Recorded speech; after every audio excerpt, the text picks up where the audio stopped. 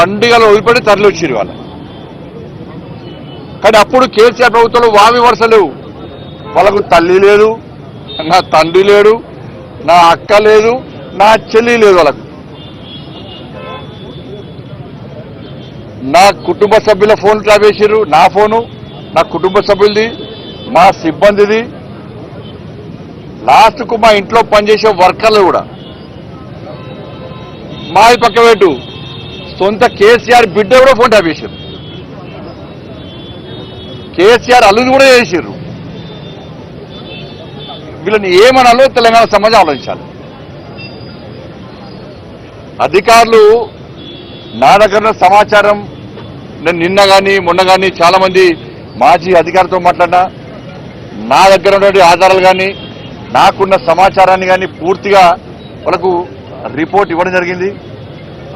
వాళ్ళు చెప్తున్న విషయాలు ఇంటుంటే ఎంత ఆశ్చర్యం అనిపించిందంటే, ఇంత ఘోరమైనటువంటి పరిస్థితి ఇది. వాళ్ళు చెప్పే విషయాలు ఇటుంటే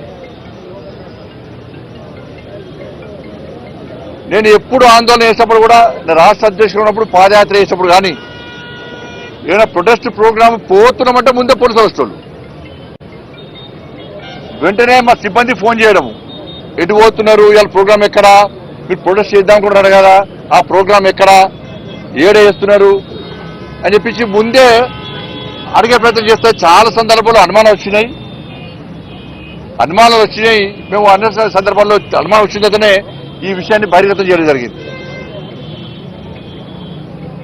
ఇవాళ కేసీఆర్ గవర్నమెంట్లో మీరు చూడండి, మీరెవరన్నా, మీ కెమెరామెన్ ఉన్నారు, రిపోర్టర్లు ఉన్నారు, మీరెవరన్నా మీ కుటుంబ సభ్యులతో కానీ ఎవరన్నా కానీ వాట్సాప్ కాల్ కాకుండా నార్మల్ కాల్ మీరు మాట్లాడారు ఎప్పుడైనా? తెలంగాణ రాష్ట్రంలో కేసీఆర్ ప్రభుత్వం ఉన్నప్పుడు భిక్షాటన చేసే భిక్ష పైన కూడా ఒక ఏమీ తెలియనటువంటి మామూలు వ్యక్తి కూడా వాళ్ళ భార్యతో మాట్లాడాలన్నా, ఏదైనా భార్యాభర్తల ఫోన్లైన మూర్ఖులు వీళ్ళు, చండాలులు, నీచ మనుషులు వీళ్ళు.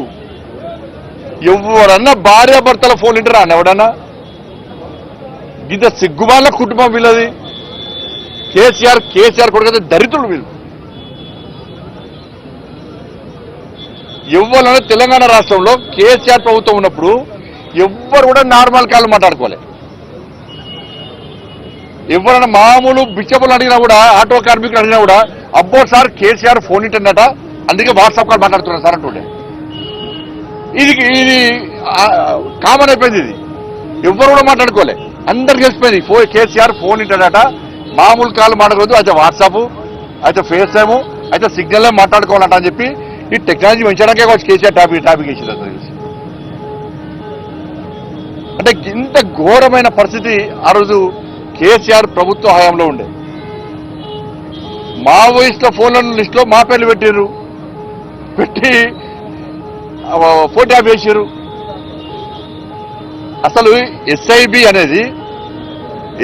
అనేది మావోయిస్టుల కార్యకలాపాలను ఎప్పటికప్పుడు తెలుసుకోవడము, వాళ్ళని కంట్రోల్ చేయడము, వాళ్ళ పట్ల కఠినంగా వ్యవహరించాలంటే ఎస్ఐబి ఉండాలి. కాబట్టి ఒక సపరేట్ ఇన్వెస్టిగేషన్ బ్రాంచ్ పెట్టి మావోయిస్టు టెర్రరిస్టు కార్యకలాపాలను అదుపు చేయడానికి మాత్రమే ఇది అవసరం.